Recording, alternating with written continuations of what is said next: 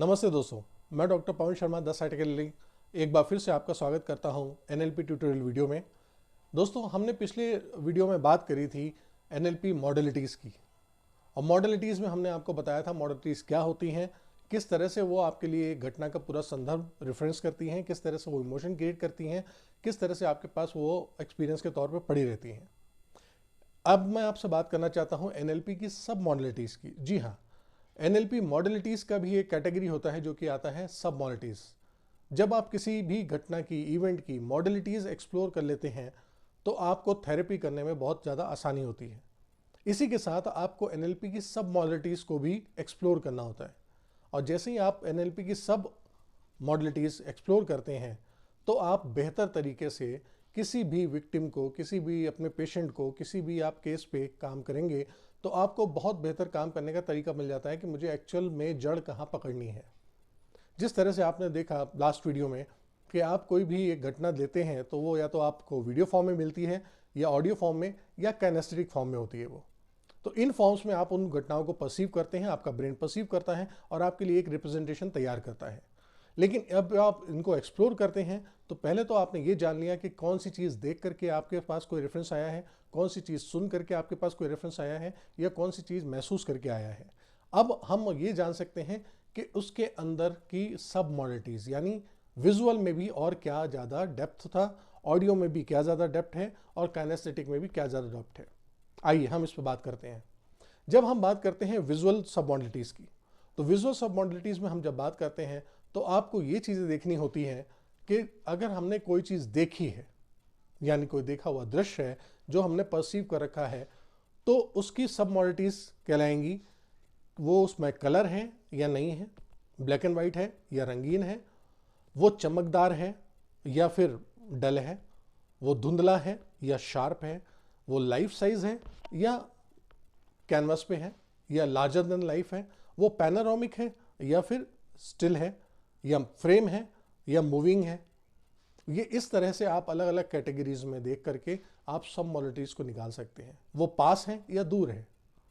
जब आप इतनी ज़्यादा सब मॉडलिटीज़ को देख करके आप समझते हैं तो आपको उस इमेज के बारे में, उस विजुअल मॉडलिटी के बारे में ज़्यादा डिटेल मिलती है। जैसे अगर आपसे कहूँ कि अगर आप अभी अपने मनपसंद जीवन की कोई एक छवि देखें तो आप उसमें देख सकते हैं कि वो छवि आपके बिल्कुल मस्तिष्क के पास में है, मानसिक पटल के पास में है या दूर है, वो दाएं है या बाएं है, उसकी लोकेशन क्या है, वो फ्रेम में है या फिर अनफ्रेम है, वो खुली है या बंद है, या वो कलरफुल है या ब्लैक एंड वाइट है, या उसमें रंग है या नहीं है। और अगर कोई रंग है तो क्या वो बहुत तीखे हैं या डल है या धुंधली है या शार्प है, या लार्जर देन लाइफ है या बिल्कुल लाइफ साइज है, क्या आप उसमें हैं या आप उससे बाहर हैं।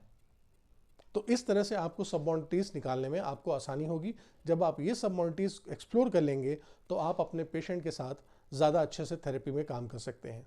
इसी तरह से आपको जब ऑडियो की सब मॉडलिटीज़ निकालनी होती हैं तो आप ऑडियो में इस तरह से देख सकते हैं कि वो क्या आवाज़ एक मोनोलॉग है या डायलॉग है, क्या वो बहुत दूर से आ रही है, बहुत पास में है, क्या वो गूंजने वाली है या एक कर्कश आवाज़ है, क्या वो दाएं से है या बाएं से है, क्या वो पीछे से है या सामने से है, क्या वो अंदर से आ रही है या बाहर से है, इंटरनल है या एक्सटर्नल है, क्या वो आपके गुंजायमान बार बार सराउंड कर रही है या कहीं एक तरफ से आ रही है, कोई पतली सी है या कर्कश सी है, या बार बार कोई आवाज़ आ रही है, या वो मेल की आवाज़ में है या फीमेल की आवाज़ में है, वो आपको किस तरह का साउंड दे रही है, किस तरह की आवाज़ वो आ रही है। वो बाहर से है तो यानी वो बाहरी आवाज़ है, वो अंदर से है तो यानी आप अंदर से क्रिएट कर रहे हैं। इसी तरह से आपने विजुअल में भी वही करा है कि अगर आपने कोई बाहर से देखी है तो बात अलग है, और या फिर हो सकता है आपने उसका एक चित्रण अंदर से बना लिया है।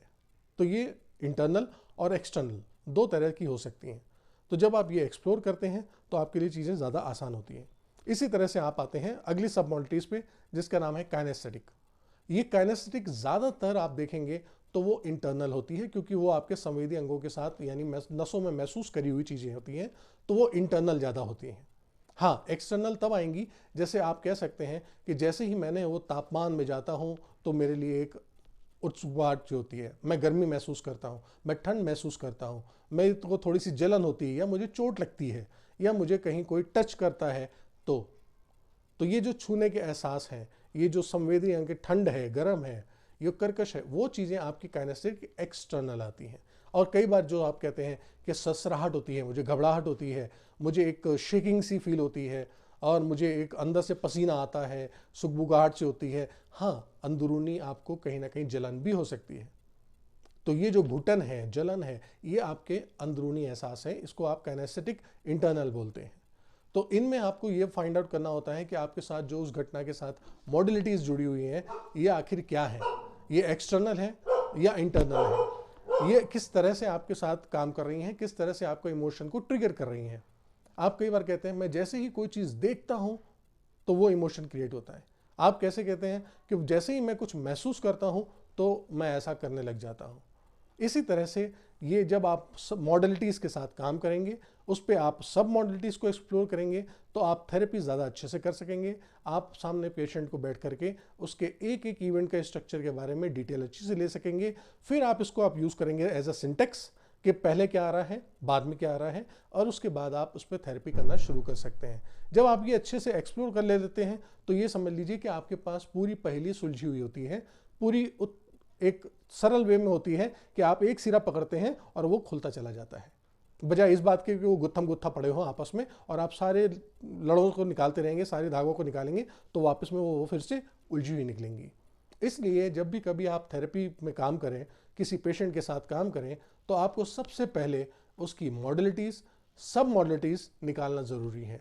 इसी के साथ आपको अगला ये जानना होता है कि वो इंटरनल है या एक्सटर्नल है, एसोसिएट है या डिसएसोसिएट है, वो उस व्यक्ति खुद उस मॉडलिटीज़ में जुड़ा हुआ है या उससे बाहर है, उसके साथ है या कनेक्ट डिस्कनेक्ट है, क्या वो बाहर की आवाज़ें हैं, क्या उसके अंदर से आवाज़ आ रही है। जब आप इतना एक्सप्लोर कर सकते हैं तब आप समझ लीजिए कि आपके पास एक पूरी घटना का बेहतरीन डिस्क्रिप्शन आपके सामने रखा है। अब आप उसमें जिस तरह से चाहें खेल और जोड़ उठा घटा सकते हैं। ये बहुत ही ज़रूरी चीज़ है। अधिकतर हमने देखा है कि थेरेपिस्ट सीधे सीधे इमोशन पे लेकर के उस पर ट्रिगर करा करके और उसको एंकरिंग करना शुरू कर देते हैं या स्विच कराना शुरू कर देते हैं। नहीं, ये गलत तरीका है। सबसे पहले आपको मॉडलिटीज़ निकालनी बहुत ज़रूरी है, क्योंकि जब तक आप मॉडलिटीज़ नहीं निकाल सकते तो वो ट्रिगर करने वाला इमोशन आज भी वहीं पड़ा हुआ है जहाँ पहले पड़ा हुआ था। उसके बाद आप जो भी चीज़ बनाएंगे वो न्यूरल पाथवे अलग वे का क्रिएट करेगा। जब आप चाहते हैं कि सेम न्यूरल पाथवे पे आप क्रिएट करें तो आपको वहाँ पर सब मॉडलिटीज़ निकालना बहुत ज़रूरी है। सिर्फ मॉडलिटीज़ पे काम नहीं होगा, आपको उसके साथ सब मॉडलिटीज़ भी एक्सप्लोर करनी बहुत ज़रूरी है। आप इस बात का बहुत ध्यान रखें, तब आपको थेरेपी में आप जितने भी पेशेंट के साथ काम करेंगे आपको यकीनन 100% सक्सेस मिलेगी ही मिलेगी, क्योंकि आप उस पूरी पहेली को अच्छे से सुलझा सकते हैं। इसके लिए आप सवाल पूछ सकते हैं, ज़्यादा एक्सप्लोर कर सकते हैं और जान ले सकते हैं। उम्मीद करता हूं कि आपको ये वीडियो पसंद आया होगा। ऐसी और भी नई जानकारियों के साथ हम लोग अगले वीडियो में फिर मिलेंगे आपसे। तब तक के लिए आप अपना ध्यान रखें, अपना शुभकामनाएं, आपका दिन अच्छा हो और आपका सेहत बहुत अच्छी रहे। तब तक के लिए धन्यवाद।